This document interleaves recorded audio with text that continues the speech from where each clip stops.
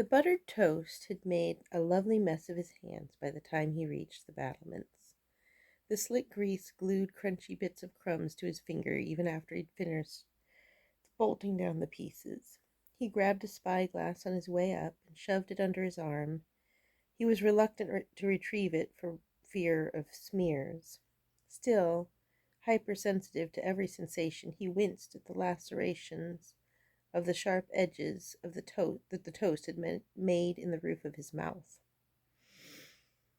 Alicia was already standing on the battlements in her wren guise, damn her. He wasn't sure if she'd fooled the guards into truly believing she was two people and his apprentice was genuinely spending the night guarding the princess, or if they'd figured out the whole thing and were playing along because they thought that's what he wanted.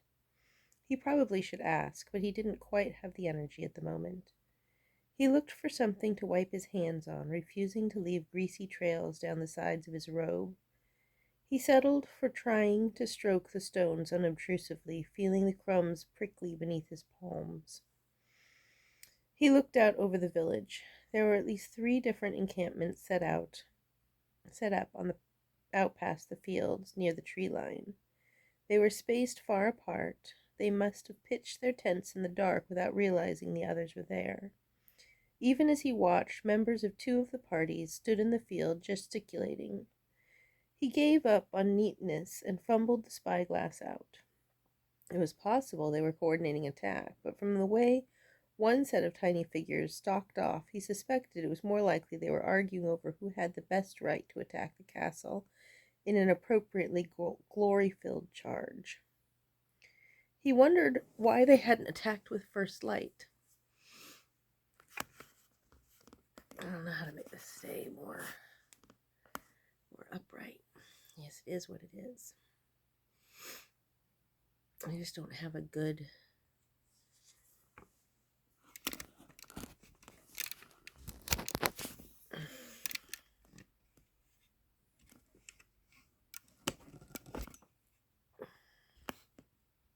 It is what it is.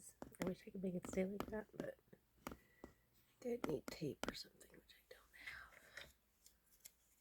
have.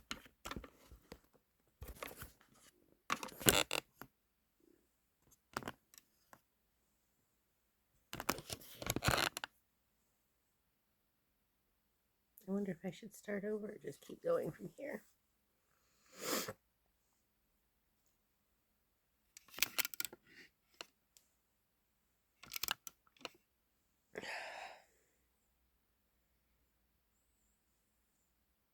He wondered why they hadn't attacked at first light. Well, there was the giant carcass of Zaxxus's dragon thing lying in the way. Perhaps in the darkness they thought it was sleeping and feared to wake it. They had to realize it was dead by now, though. Zaxxus's unnatural beast was breaking down unnaturally fast. Gav could catch the faintest whiff of decay on the breeze even up here. The smarter ones will have infiltrated the village, I suppose, he said. Alicia glanced up at him out of the corner of her eye and quickly looked back down at the village with its brave bunting. How many have you seen so far? He prompted. Some, she admitted with reluctance. Hard to tell from the tourists, he noted, but as he watched the fair starting up, it wasn't as hard as he thought.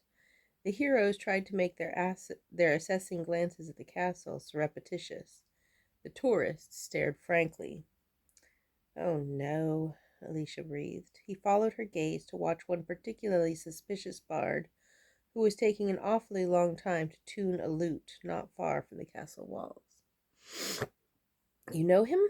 Gav said casually. The bard had the same flowing golden locks as Alicia's glamour, and Fiari, for that matter, or at least until it had been replaced by a coxcomb. He glanced at her. Her hands lay flat on the battlements, pressed against the stone, so they couldn't clutch. Relative? Brother, maybe? They'll be massacred if they attack, won't they? She said, no question in her tone. If enough of them coordinate together, some might get through, he said, although they don't seem interested in sharing the glory. Do you think they know about the other wizards? She finally asked. The ones in the village must. We had quite the display yesterday. The tourists will have told them everything, he said. The ones camped out? Not sure. The real question. Hey, what are you jumping about? Link. I know, he's right there. He's a very friendly boy, but he's not going to like it if you move around so much. You deal with the dog.